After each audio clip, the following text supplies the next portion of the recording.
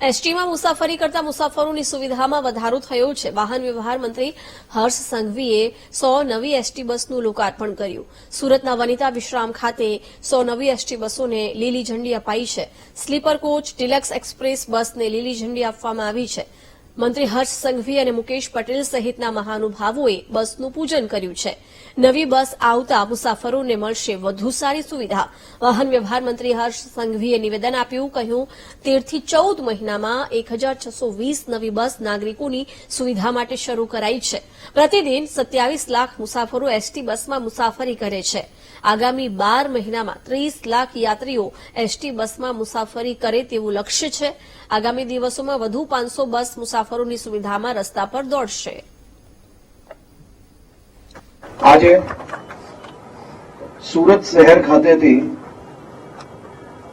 દક્ષિણ ગુજરાતના અને ખાસ કરીને ગુજરાતના નાગરિકો માટે 100 નવી અત્યાધુનિક બસોનું લોકાર્પણ કરવામાં આવી રહ્યું છે।